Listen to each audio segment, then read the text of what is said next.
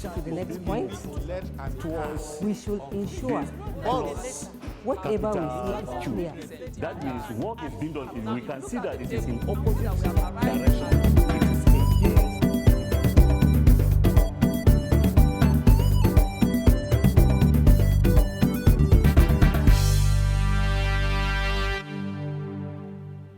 Hello, learners. Welcome to another segment of e-learning. I am Mrs. Chinyo, and I will be taking government for senior secondary school. Our lesson today is a continuation of the previous lesson, that is Delegated Legislation 2. In the previous lesson, we looked at the definition of delegated legislation, types of delegated legislation, and the merits of delegated legislation.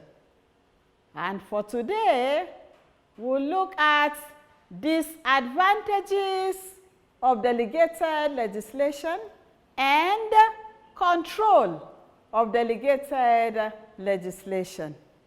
I hope you will pay attention and follow the lesson. Starting with disadvantages.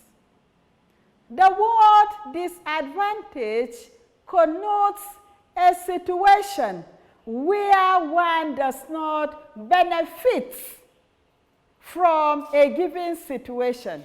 Rather, it impacts on the person negatively. That is what we'll look at. Now, what are the disadvantages of delegated legislation? 1, delegated legislation can lead to dictatorship on the part of the executive arm of government, especially during emergency situation. Dictatorship is a situation whereby a person in authority does not give room for advices.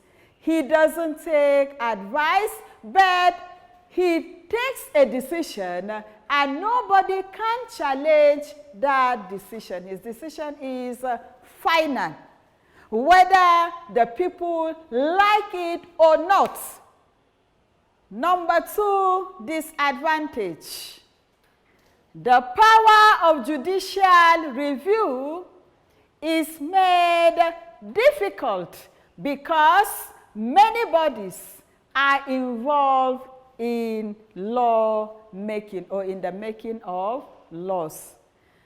You remember judicial review, where we said the judiciary has the power to call the actions of the executive and the legislature to see, to check what they are doing, whether it is constitutional or otherwise. So delegated legislation does not permit judicial review because many MDAs and corporations are involved in law making. So which action will they check? Who will they call to order? It is too numerous. Number 3, delegated legislation is against the principle of what? Separation of power. If you remember our lesson on separation of power, what did we say?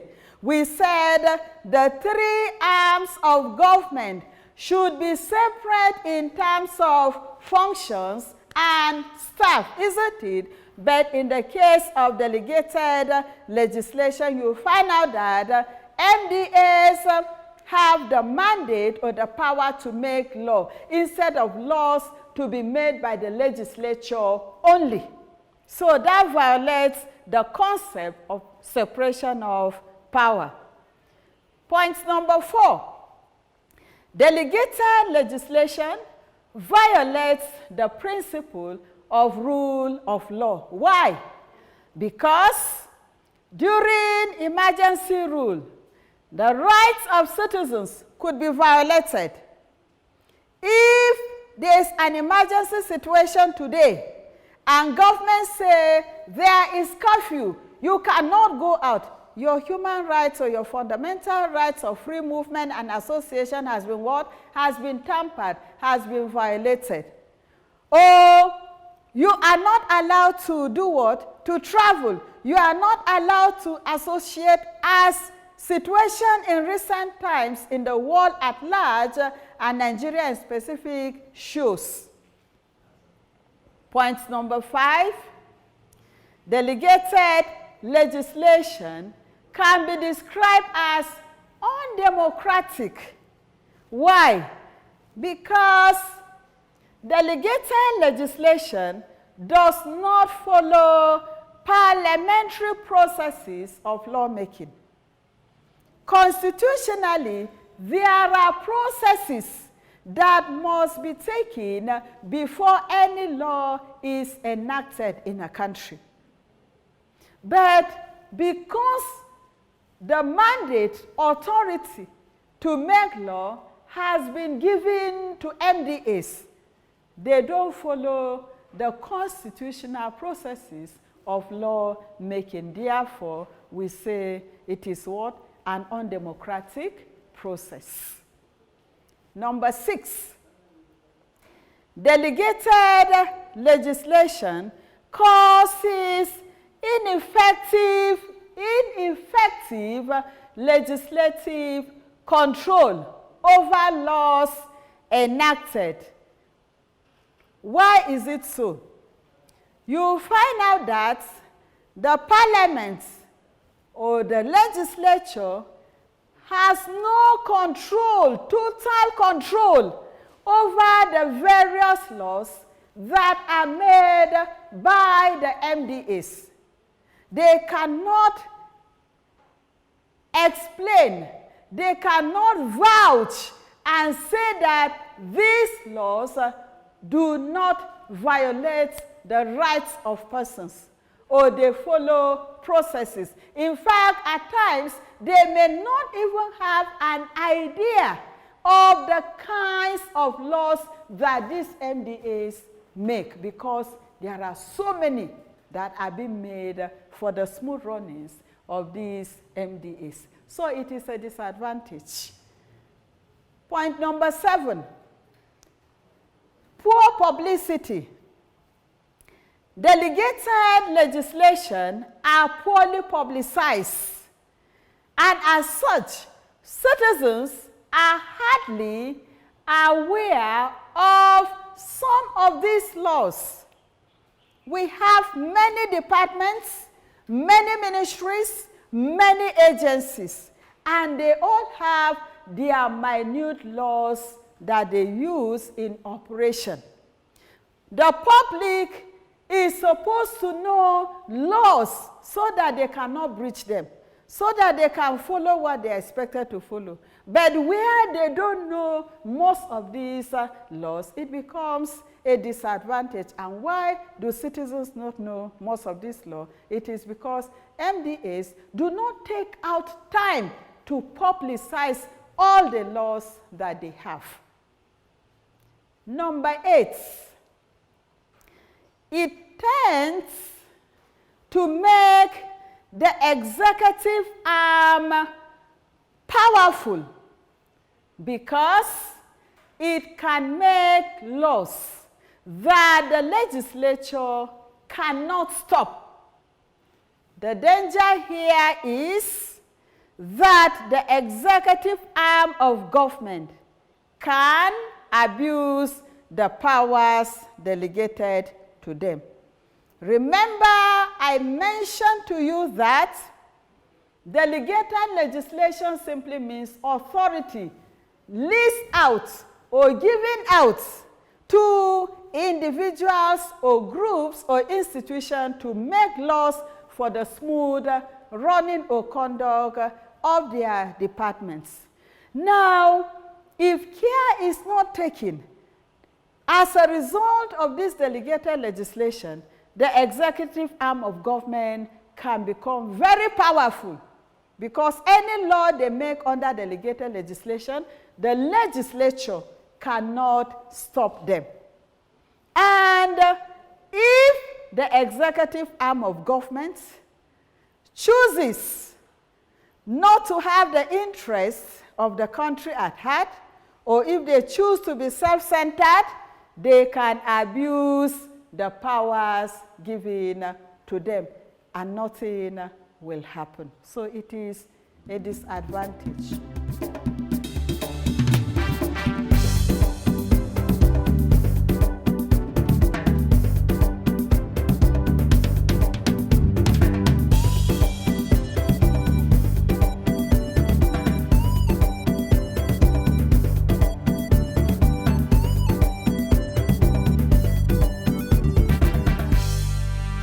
Learners, we are still looking at disadvantages of delegated legislation. Point number 9, delegated legislation violates the supremacy of the legislature as the legislating body, because other bodies or institutions also have legislating powers. Number 10,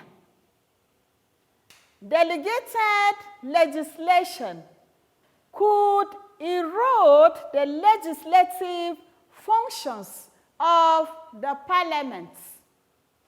The reason being, since MDAs now have authority to legislate for their specific areas of operation, the point here is it stands, or the legislature stands the chance of losing some of their legislative functions. Number 11, delegated legislation may make unacceptable laws, because wide consultations were not made before such laws were enacted. This is a serious disadvantage, because constitutionally, before any law is enacted, it must pass through series of processes and parliamentary debates. They will weigh the advantages and disadvantages before it is eventually enacted. But under delegated legislation, MDAs will just sit down and enact laws for the smooth running of their organization without wider consultation. So it is a serious disadvantage. Point number 12, the laws enacted through delegated authority or legislation may lack effective legislative control. It may lack effective legislative control. Having looked at the disadvantages, the next unit is to look at how delegated legislation can be controlled. That is, I want us to look at control of delegated legislation. Control of delegated legislation. My learners, I want you to note carefully that important as delegated legislation is in modern government, important as it may be, it is characterized by various forms of abuse. If left unsupervised, there is danger that it can be abused. The processes can be abused. Therefore, or to this end, some measure of control have been put in place to serve as check. Remember, in one of our lessons, we discussed check and balances between the three arms of government. Now, these measures are meant to serve as check on the exercise of delegated legislation. What then are these measures? These measures include some of the following. 1, delegated legislation can be controlled through its Committee on Statutory Instruments. Through its committee. When I say its committee, what do I mean? I'm talking about the Parliamentary Committee on Statutory Instruments. The Parliament scrutinizes, that is, they scrutinize, they check to see the details, they look at it thoroughly. They scrutinize bills from these MDAs, that is, institutions, bodies, ministries, and the likes. They check bills from this institution before such become law. The practice is that all bodies are expected to submit their proposed bills or their proposed laws, which they must take to the Parliament, submit it, and it must stay on the floor of the Parliament for not less than 40 days for such a law or bill to be scrutinized. Then a go-ahead is given for them to enact, or it will be objected or rejected. Number 2, delegated legislation can be controlled through what we call judicial control. Delegated legislation can be controlled through judicial control. How? All laws can be entertained before a competent court of law. This means that any citizen who feels aggrieved, who is not satisfied or if dissatisfied with any law made through delegated legislation can take it to a competent court, and the court will listen to their complaint. If the complaint is found to be valid, the court can declare such legislation ultra vires. That is unconstitutional, or you may wish to call it null and void. So that's a way of controlling delegated legislation in part. There's another way to control delegated legislation, which is through public opinion. Citizens, you and I, have power to control delegated legislation. How can that be done? If there is widespread criticism on any given delegated legislation from a cross-section of the citizen or society, such legislation could be withdrawn completely or amended.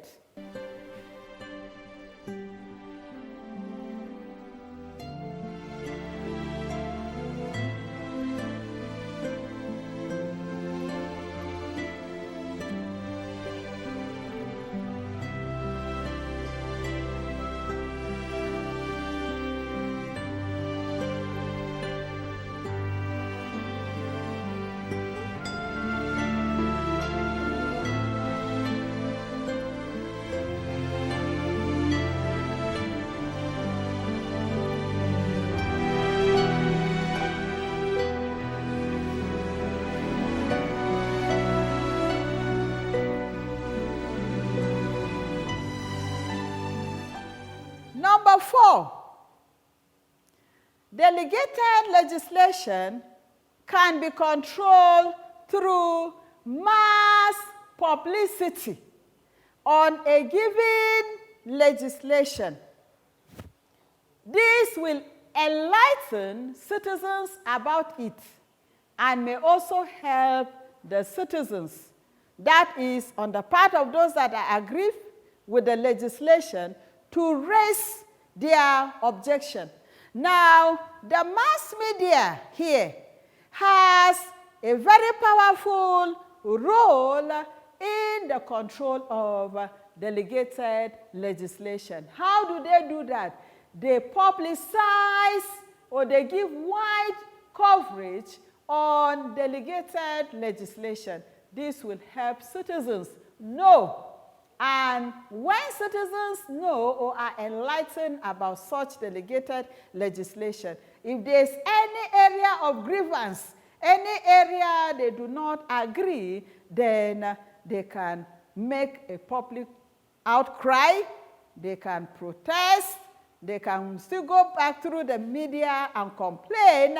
Then such legislation is either withdrawn completely or amended.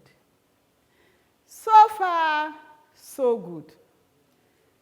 However, let me quickly run through what we have done in this lesson.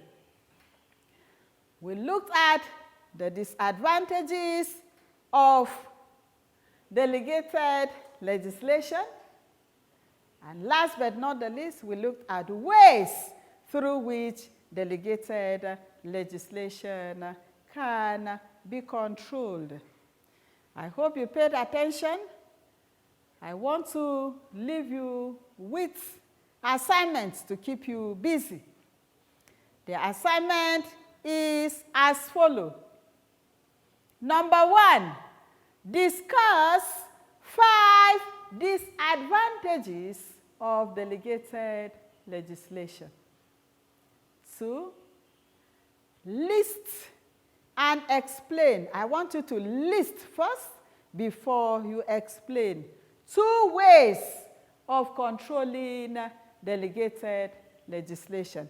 I will take the assignments again. 1, discuss 5 disadvantages associated or disadvantages of delegated legislation. 2, list and explain 2 ways of controlling delegated legislation. When you finish the assignment, please submit to this number 08104 74 2553. I take the number again. 08104 74 2553. I remain Mrs. Juliana Chinyo-Teohua. Thank you for listening. See you in the next lesson.